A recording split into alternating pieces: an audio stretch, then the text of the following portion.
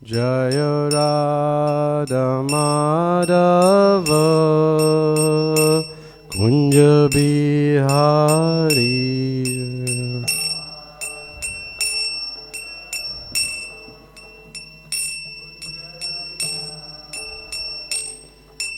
Gopi Jana Vallabha Girivaradhari.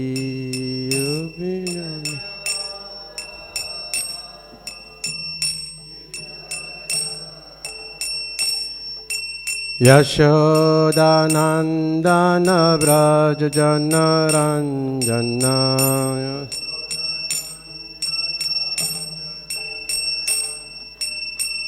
Jamuna Tira Vanachari.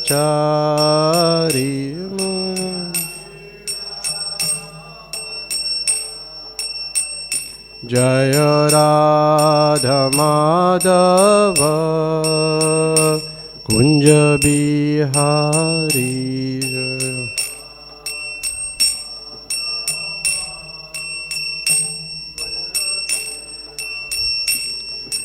Gopi Jana Vallabha Girivaradhari.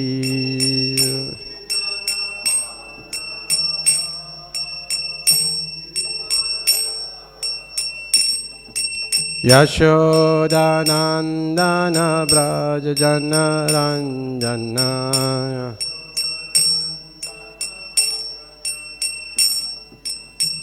Jamuna Tira Vanachari.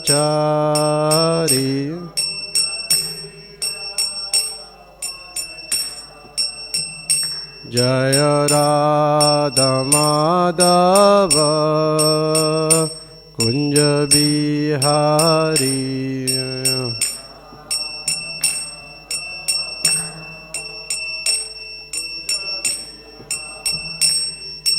Gopi Jana Vallabha Girivaradhari.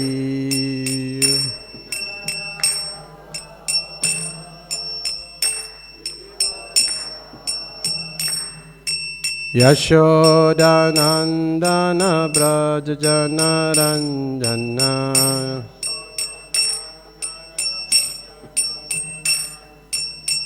Jamuna Tira Vanachari.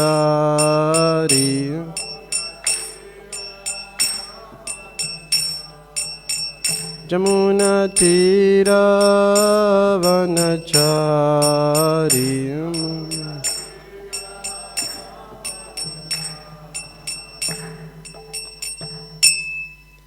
John Vishnupad Paramahamsa Pravijacharya Astora Shishimat His Divine Grace A.C. Bhaktivedanta Swami Prabhupada Ki. Jayam Vishnupad Paramahamsa Pravijacharya Astora Shishimat His Divine Grace Bhakti Siddhanta Saraswati Goswami Maharaj Prabhupada Ki. Ananti Koti Vaishnav Vranda Ki. Nam Acharya Shilaridas Thakur Ki. Prem Sakaho Sri Krishna Chaitanya Prabhu Nityananda Shri Advaita Gadadhar Shivasati Gaur Bhakta Vrindi Ki. Sisi Radha Krishna Gopa Gopinath Shyam Kund Radhakund Giri Govardhan Ki. Vrindavan Navadip Dham Ki. Ganga Maya Jamuna Maya Ki. Bhakti Devi Tulasi Devi Ki. Samaveta Bhakta Vrinda Ki. Nitai Gaur Premanande. All glories to the assembled devotees. All glories to the assembled devotee. All glories to the assembled devotee. All glories to Shri Guru and Shri Gauranga. All glories to Srila Prabhupada. Srila Prabhupada Ki Jai. Hare Krishna. So today we will be reading the Transcendental Diary, and I'll be elaborating on some points. It's on June 13, 1976, the Transcendental Diary, Volume 2, and it's in Detroit.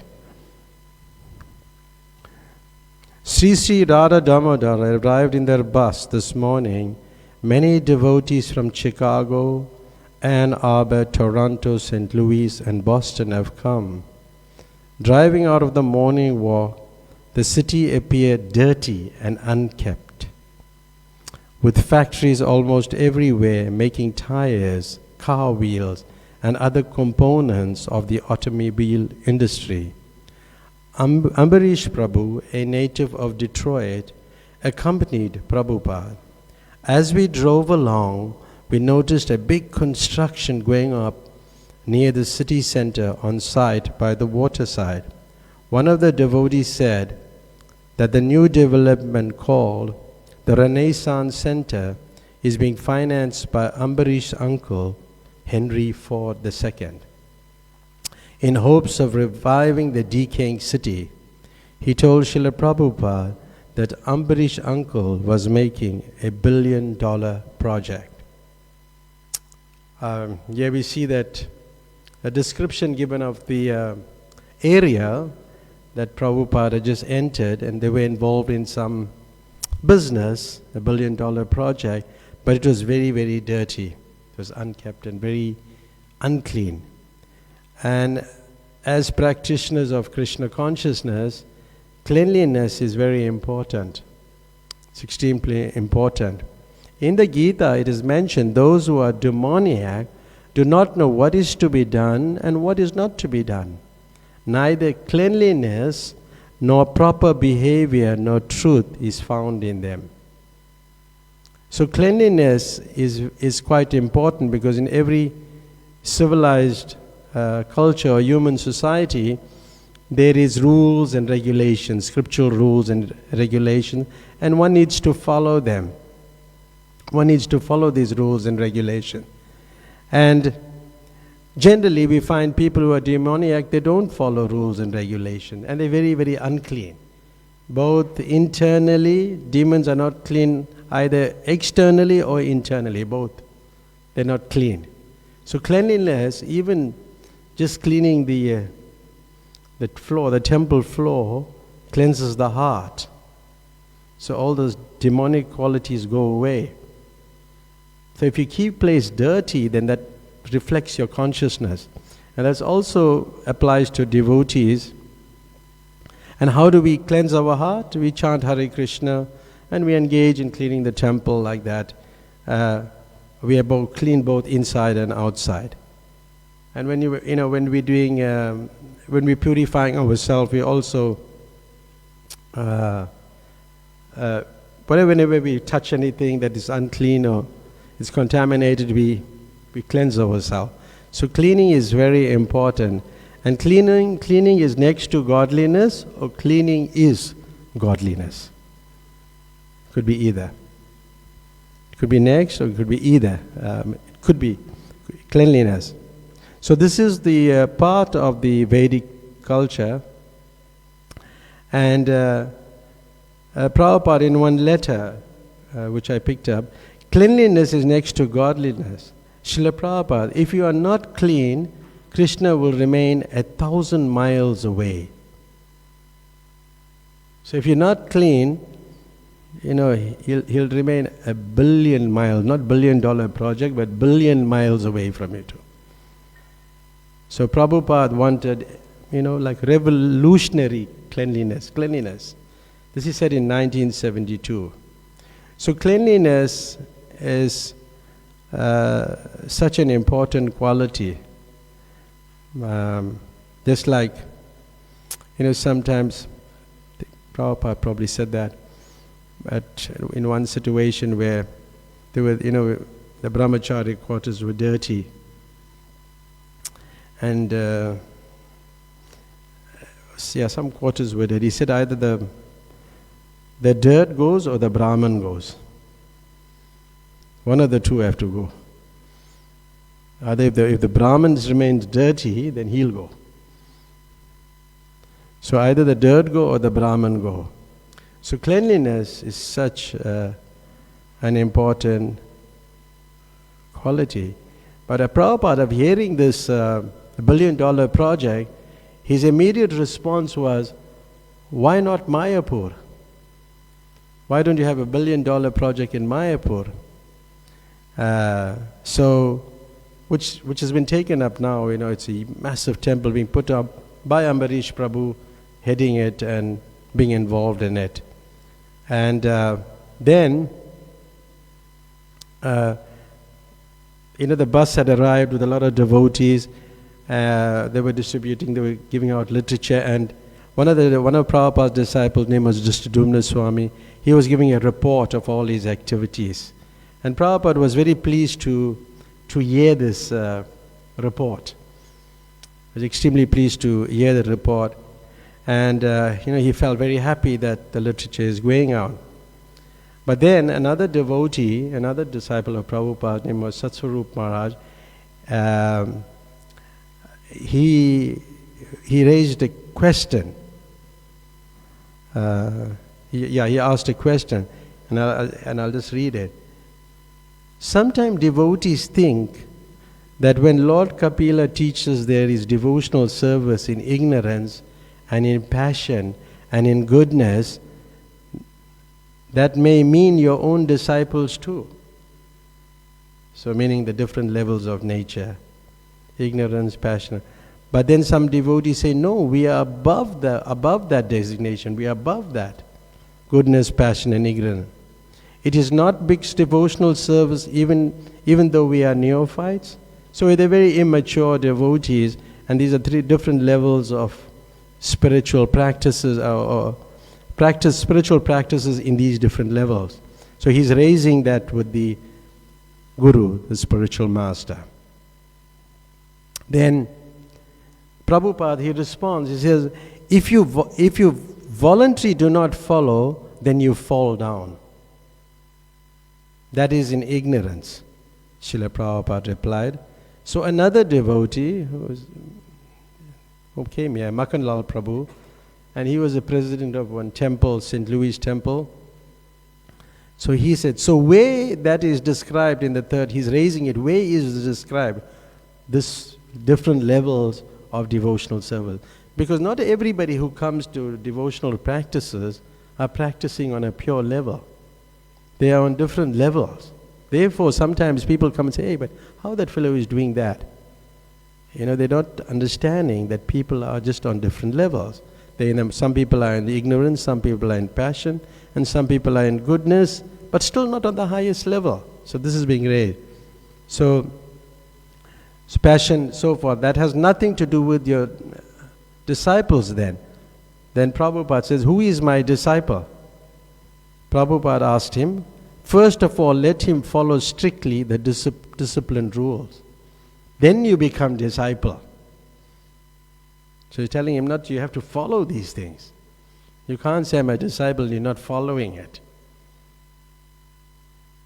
So, I was looking at the third canto, and it's a very interesting discussion, and I'll just raise some points of the different levels of devotees. We're talking about in ignorance. So let's start with ignorance. So devotional service executed by a person who is envious, proud, violent and angry, and who is a separatist, is considered to be in the mode of ignorance. Get it? So somebody who is envious, somebody who is proud, somebody who is violent, is in the mode of darkness and ignorance. And this person, approaches the Lord and he renders devotional service, but he has so much of anger, vengeance, envy. And what he thinks? He thinks he's the best devotee. He thinks he's the best devotee. So devotional service executed in this way, it's not pure, it's mixed, it's in his lowest grade. So how do you deal with such a person? So such a person is not of good character. He should be avoided. Not of good character. So, but one can offer respects to him, to such a Vaishnava. But one should not keep company. This causes a little disturbance. So that's the level of ignorance. Then we move on to the mode of passion. So you see also people are very passionate when they're engaging in spiritual life. So they worship the deities in the temple. The worship of the deities in the temple, by the way it's written in the Bhagavatam, by a separatist. And listen to it very carefully, because it may apply to us also, with a motive for material enjoyment. And what that material enjoyment is? Fame and opulence. Is devotion in the mode of passion. So you may be worshipping the deities, but with these motives. Is not yet even in goodness. And one has to rise above goodness to really worship God or to serve Krishna. So a separatist, what is a separatist? One who sees his interest as separate from that of the Lord. That is called a separatist. He may be there, but he have a different motive. So his devotion is mixed with passion and ignorance. There's two levels of nature. It's mixed.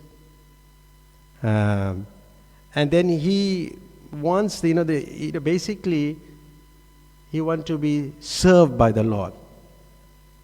He thinks that the Lord is an order supplier. You order and he'll supply you. So such a devotee, such a person, he only wants to draw from the Lord much as possible for sense gratification. And what does sense gratification? Name, fame, worshipping the deity. That level. So it's like that. This is separatist mentality. And then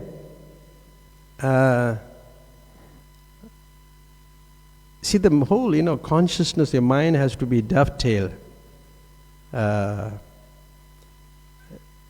Devotee should dovetail his mind in serving Krishna.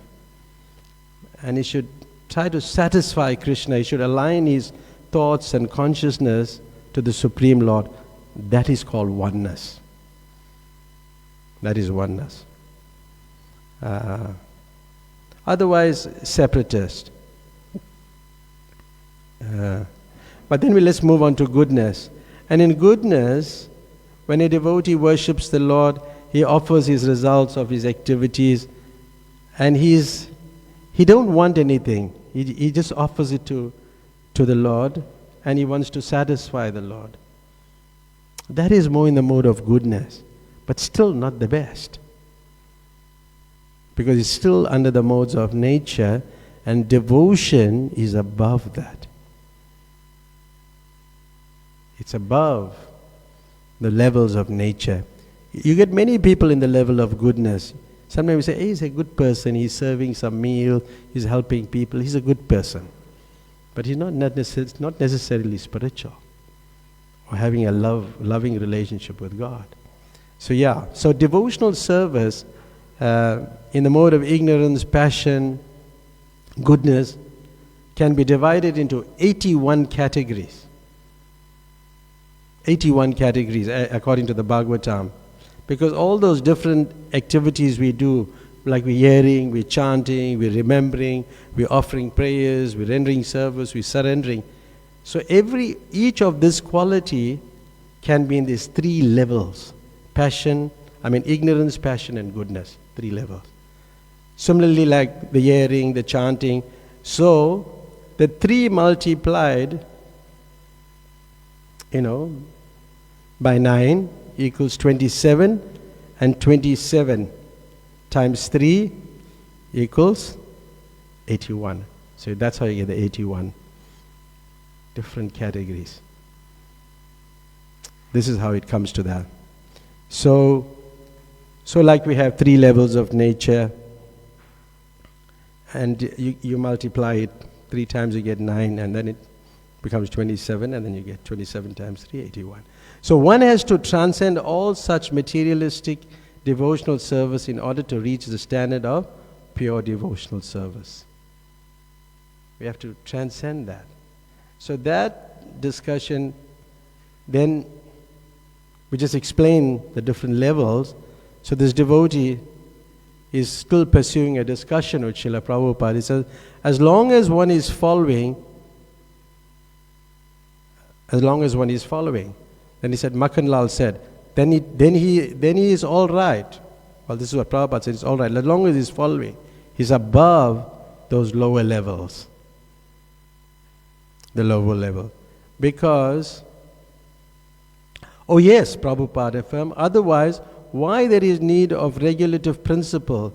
He is immediately liberated.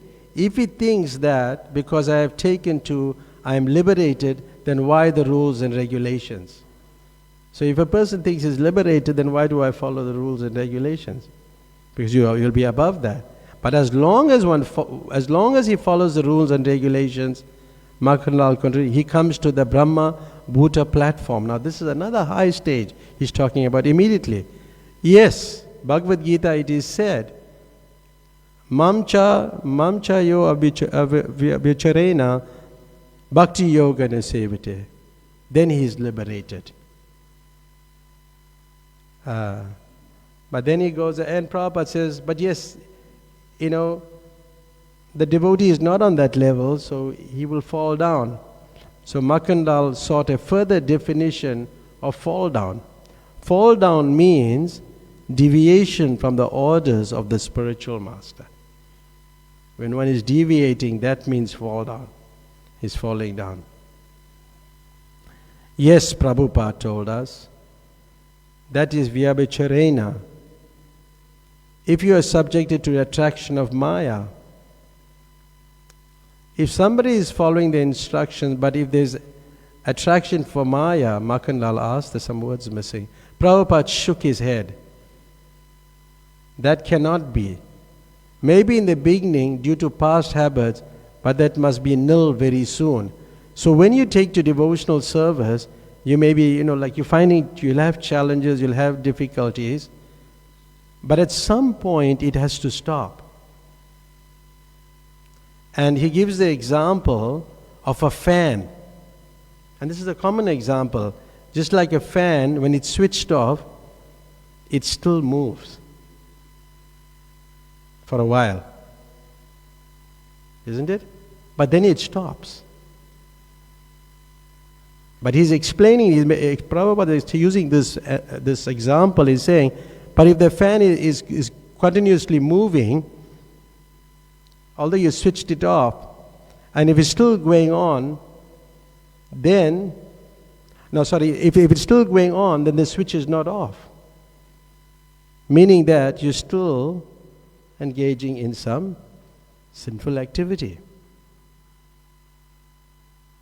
Because generally the fan, after a while, if you switch it off, it should stop at a point, because there's no currency. But if it's going on, then it's not switched off. So you're not on that level. Do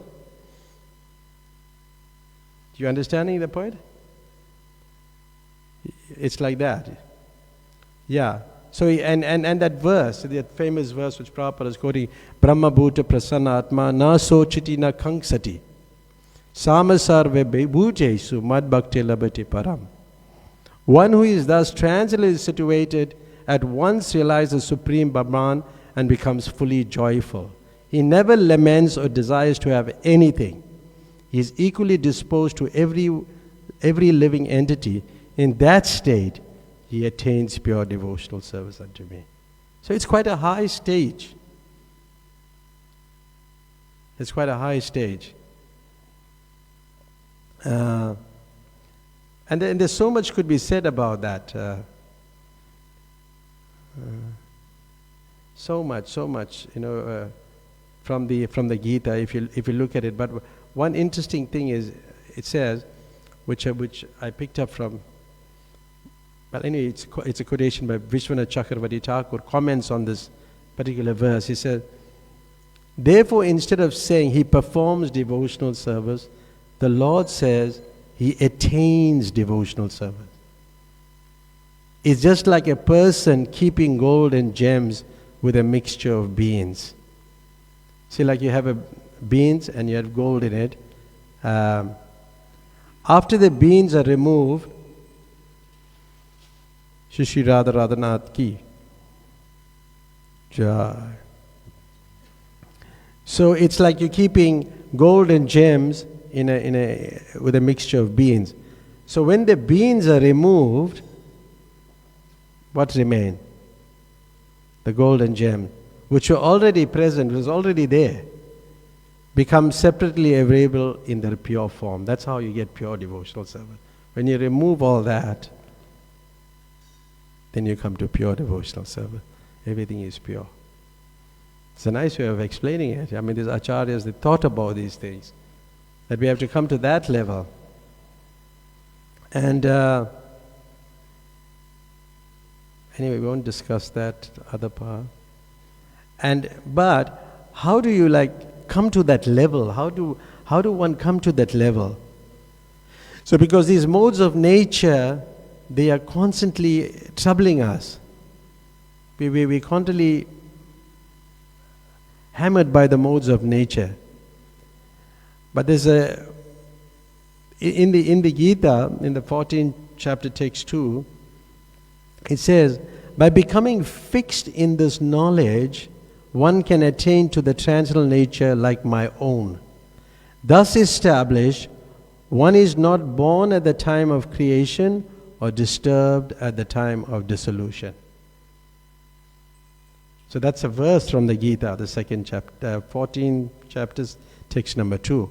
But then Baladev Vidyabhusan, he comments, he says that we attain this knowledge by worshipping the feet of our spiritual master. That's how you become.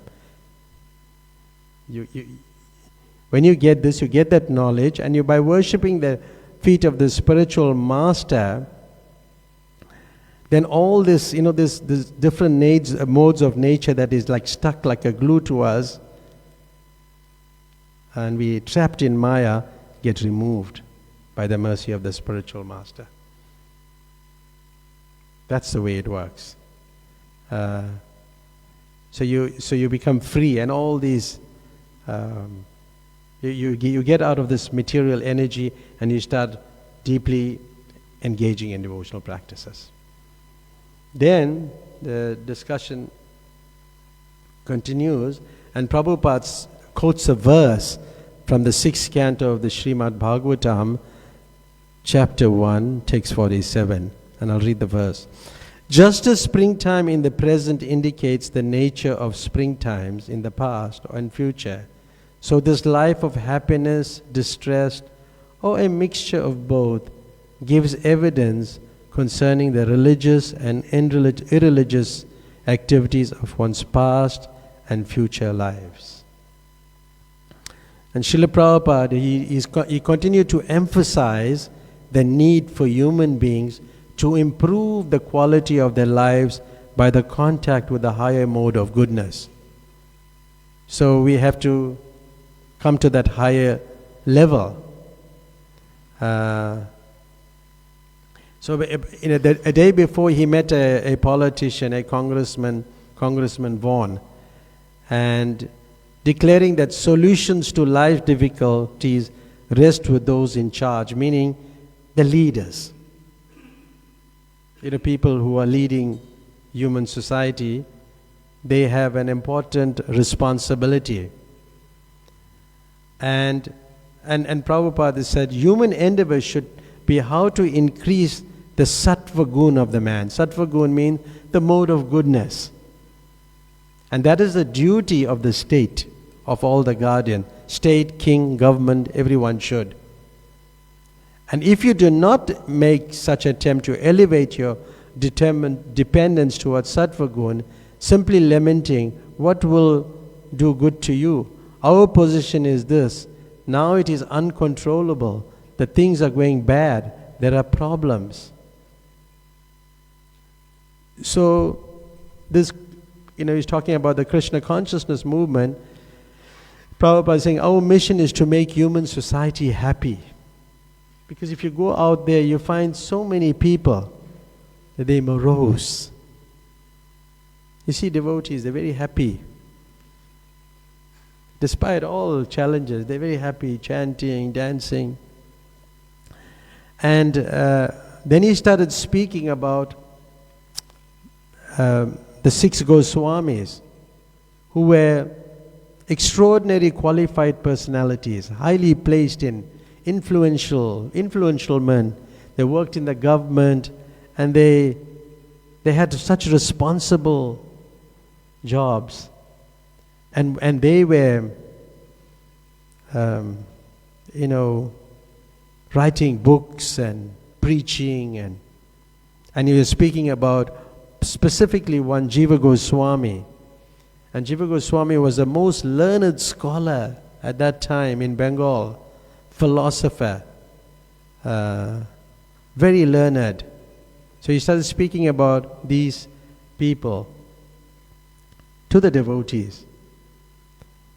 And then he made that point that this movement is for very intelligent class of people. It's for very fortunate people. It's not just for the masses only. That we do, we're giving prasadam, we're preaching. But this is for very intelligent people. Somebody who can understand these principles of religion and apply it properly. Because they are going to guide the destiny of human society, then he urged his young audience to follow in the footstep of our spiritual predecessors. So he was encouraging them that you should take this mission, go to every town and village and spread this mission. Go out with vehicles, distribute literature and preach. But you should keep the principle, strictly follow the principle and chant the Hare Krishna mantra. Then you'll be successful. So he was describing like that. Then he got into the agent of death, Yamaraj. Now the agents of death, when they come, we just went, myself, Ravindra Swarup, went to a home, and the man is seeing somebody is coming to take him and he's fighting them. And we just went the other day on Tuesday, I think, and we were just chanting. We couldn't sleep the whole night. So we said, well, this is what happens. The agents of death, when they come, this is what happens. The Yamadutas, then he said, the Yamadutas had described the stages of past, present and future. And Prabhupada said, it was possible to know one's past life and one's future life through astrological literatures, like Bhrigu Samhita. So you can know this in a past, present and future of the human being. But coming to the point of human beings in the fifth canto of the Srimad Bhagavatam, Lord Rishabhdev is instructing his sons, and I'll read this verse. My dearest boys, all of the living entities who have accepted material bodies in this world, one who's been awarded this human form should not work hard day and night. You work hard? Day and night, simply for sense gratification, which is available even for cats and dogs that eat stool. One should engage in penance and austerity to attain the divine position of devotional service. By such activity, one's heart is purified, and when one attains this position, he attains eternal, blissful life, which is transcendental to material happiness and which continues forever. So we shouldn't be working hard like animals, because you see the animals, they don't work hard and they have the same facilities as you. They're eating, they're sleeping, they're not going to work. In some cases you find even human beings keeping animals, and you see them. Sometimes they bring their... one day I saw somebody brought their dog to the temple. The dog is in the front seat, she's sitting in the back seat, and the one fellow is driving there. The dog is in the front seat. You see that? You like animals? You like pets? You don't have pets? Good. Good. Yeah. So, so they are not concerned about, because everything is, arrangements have been made. So the human form of life has a special, it's for a special purpose, to understand God. And then Prabhupada, in that purport, he said, it is the role of the government and guardians to educate and raise people in Krishna consciousness and spiritual life. It's the role of the government. And this is lacking. Because as we said, there's so much to say about that aspect. We can give a whole lecture on that human form of life, about cats and dogs and, I was in a program not so long ago, and one dog was coming to the tent. The dog's name was Milo. Milo was coming to the tent, and the owner is calling the dog back. He said, come back. The dog is here. So the one devotee is shooing the dog away. So I was talking, and then I was giving the class. So one person said, no, I'm a dog. I said, I'm not God, but I'm a dog. It should be, you can't be God also. So just explaining them how the dog was coming to hear the philosophy, but the human beings can't. At least the dog was coming. You get it? The lowest species coming to hear. There's so many people around that area, but the human beings don't want to hear. So Prabhupada spoke, it is possible to know the past and present and future by astrological calculations. And as we know that, previously there were experts in this field, astrologers. And in the time of Maharaj Parikshit. And they were not that you have to, now if you want to go to an astrologer, you'll have to check your bank balance first. See how much you got. That is how astrologers are. So these people are called Vipras. And Vipras, they were given sumptuous gold, grains, everything. Everything was provided by the government. It was the duty of the state to maintain them. Because this was required at that time to see Vipras, that was in astrology and pathology. The state would take. And they were paid by the state, and they rendered free service. How's that? So that's a good system. So that's what it means by, in the Vedic times, the state took care of all these things. So the individual, the human being, had sufficient provisions at his disposal to pursue spiritual life. So it's quite interesting. Even, people knew astrology, and even then Prabhupada spoke, in one of his conversations he was talking about Sanatan Goswami. And he went to a hotel, and the hotel keeper, he kept an astrologer. So that when the astrologer, when they see somebody's coming, he can tell by that look of his face or whatever that he's got money. So the person goes and sleep, so they either kill the person and then they take the money away. So even hotel keepers had astrologers. So even so it's like that.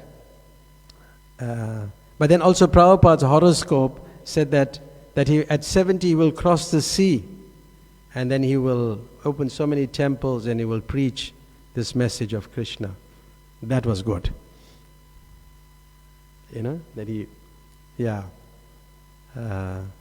So it came true. And even in times of when Krishna takes birth, then Gaga Muni, he comes and he does astrology, and he says, Nanda Maharaj, your son took birth in different colors, white, red and yellow, and now he's going to appear as blackish. So that's astrology. But Prabhupada said, we have to be, we don't take it too seriously now. In London, Prabhupada said that astrologers are after money and women. And you find sometimes astrologers, ladies go see their astrology, they say, no, you're supposed to marry me. This happens. They see there's in a couple of cases that happened already. Yeah. Prabhupada's spiritual master, Bhaktisiddhanta Saraswati Thakur, was a great astrologer. But he said, don't bother with astrology. Don't bother about it. But interesting, reading last night, this is what I picked up of one disciple. His name was Chaitanya. And his wife's name was Kanupriya. So in 1975, the husband went and studied astrology in London. Of all places, hell. Anyway, London. For about 6 months. So when he came back, he started doing a lot of this astrological charts for devotees. And then he decided to ask Prabhupada about his opinion. And Prabhupada said, I learned some astrology and, he's saying now, I learned some astrology and I want to know if it's all right, if I do charts for devotees. And I listened to what Prabhupada said. Oh, you are doing astrology. So he said, so can you tell me when will be the date when we will buy our new building for the New York temple?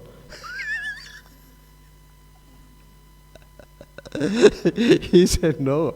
Of course, the husband said no. Prabhupada said, this is because you have to study astrology. He said, that's mathematics. And it takes at least 10 years to learn it. It takes a long time. And he said, he's speaking about his own spiritual master was an astrologer. And this is the statement he made, that you shouldn't go to an astrologer. He said, he was the last bona fide astrologer on the planet. So this is astrology. We just simply chant Hare Krishna. But then he goes on, Prabhupada starts speaking, and but even without this, by the mercy of Lord Chaitanya, we could still know what the results of our actions will be, both now and in the future. Because we know this is Kali Yuga. And as Kali Yuga advances, everything is miserable. Everything is getting degraded more and more. We know the future. Like once, people see us with this garb and then they say, one time I was at the Pick and Pay. The lady put a hand out there like that for me.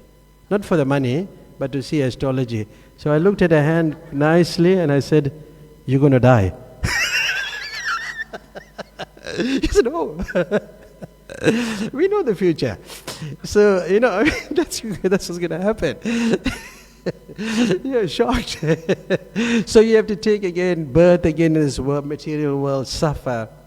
So best thing is to finish your business of Krishna consciousness, go back home, back to Godhead. That is wanted. Prabhupada was speaking on those lines. But then he gave a warning, and this is an interesting warning. In warning of us to beware of the pitfall of the attraction to women, he gave an interesting definition. So don't be upset. Man and women. Everyone is after women. But then he qualifies it. Woman or man.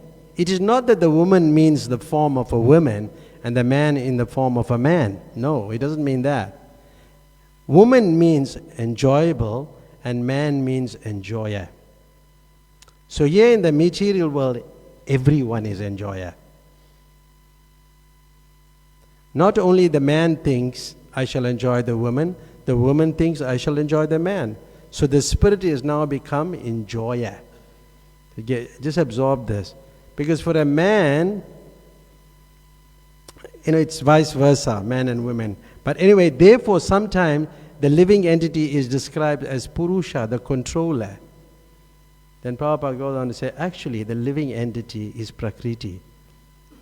Prakriti means female, so everybody is female in that sense. Isn't it? So he gives a very good description that we want to enjoy, and we have to be careful about that. So he's advising his disciple. Then it goes on, the discussion goes on, and there's somebody comes, some guest comes, and one person lived in the temple, one young boy, for quite a while, and then the mother came, and the mother had read 5 cantos of Srimad Bhagavatam, and she said she had a dream of Prabhupada, and she dreamt that Prabhupada, but I'll just read what she said. I had a dream about you, Prabhupada, and I dreamt this is a dream that's coming true, but you didn't acknowledge me because I didn't say Krishna. The dream now. Prabhupada. That's quite interesting. Prabhupada laughed as she went on, nervous but excited to be able to tell him to tell him her story. And when I gave in, you did, and you asked me what I knew about Krishna, and I didn't answer you because I didn't want to display my ignorance. Srila Prabhupada was smiling broadly and he congratulated her. Very good. You chant Hare Krishna and be one of our members. Your son is also very good. So, and Prabhupada makes a very interesting point. He says, mother good, son good. According to Indian estimate or Indian culture, son acquires the qualities of the mother. We explained that the last time. And the daughter acquire the qualities of the father. So Prabhupada is saying this. Hey, Prabhupada was just such a genius. You know? Yeah. She said that her son looked 10 years younger when he lived in the temple. You know why? No sense gratification, peaceful. Sometimes people are shocked when we tell them we're that old. They look at us, oh really? I'm 65. Oh, that old, yeah. So Prabhupada recalled how the priests, they were appreciating the devotees who were bright-faced. One priest was appreciating the devotees, bright-faced. And why? Because they're not involved in material life and there's no moroseness. When you see a devotee is morose, then you must know he's got some challenges. You know? There's an interesting pastime like that. One person, he came to Krishna consciousness, like this boy came. He came to Krishna consciousness, he was practicing, then after a while, he left. Then he came back to Prabhupada and he said, Prabhupada, actually, I'm happy I left. You know, he was talking about Krishna consciousness, but I'm happy I left. Prabhupada said, yes, we are also happy. We don't have to see your morose face anymore. Oh, anyway, okay. So we don't have to see that. Yeah. So then he was preaching about, he was condemning modern civilization. And he was talking about how priests, spiritual leaders haven't explained everything philosophically. But the Krishna consciousness is full of philosophy. Just full of philosophy. And people, really people don't know about God so much nowadays. But of recent, we had quite a few people coming from different faiths, want to change their faith. One person want to change his faith to Islam, the other Muslim person want to become a Hare Krishna. We're having like these types of people coming. But we're just very open-minded and we speak to them in a very broad-minded way. Practice what your Quran is saying, practice, try to practice more strictly. Not with the intention of telling them to become a Hare Krishna, but just to become a good Muslim, a good Christian, like that. So we speak on those bases. But Prabhupada is speaking about scientists, how they speculate, philosophers. It's a whole mess. The whole society is in a state of mess. And then Prabhupada has got into criticizing this atheistic scientists.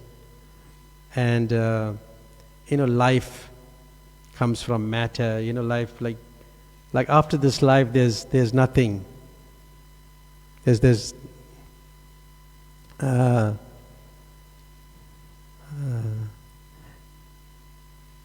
So at one point, Prabhupada makes the point that God sent egg through the chicken. It will produce life. So why are you wasting your time in this way? Rather try to understand the person who got such a brain that within this chemical composition there is life. Because, if you say life comes from chemicals, just for argument's sake, if chemicals fall on the floor, do you start crying? Do you start crying, hailing and making a big noise? But if somebody say, oh, your mother just passed away, how would you respond? Differently. So life comes from life. So Prabhupada was emphasizing these points, and he was saying, nature is only one of the energies of God. You cannot understand even the energy. How will you understand the energetic? Because there's so much energy. But really, when you understand Krishna, then you'll understand all the energies. Because then you'll know everything comes from Krishna, all the energies are coming from Krishna, and all these are his energies. Just like, although they may be working differently, like right now the lights are burning here. Or let's use example of a stove. When you're cooking, the same electricity is going in the stove and the same electricity is going into the refrigerator. One is cooling and one is heating with the same energy. So when you understand Krishna, you'll understand how all these energies are working differently, but the one energy coming from Krishna.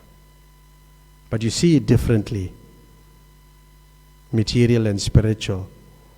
But when you come to spiritual realization, when you understand Krishna, you know that everything is spiritual. It's coming from Krishna. So he was speaking like this, and then there's so much to say about the scientists. They don't have an understanding of the divine intelligence. They don't see things from a philosophical and theological perspective. So they are not very intelligent in that sense.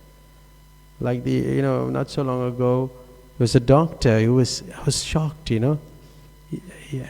was telling, after this body is finished, everything is finished. He's a doctor, and he's proudly saying that. But if we take a knife to go and attack him, what will he do? Why does he want to run away? He's still afraid of death, right? So there's something more to this body. Just this body is just a vehicle. So people don't have this understanding. So we'll stop here. Any questions or comments? Ravindra Sarab, yeah. Yes? Peter Barani say something? His own. Oh, nobody. Okay. So we'll stop here. It's 8:29. Hare Krishna. Srila Prabhupada ki.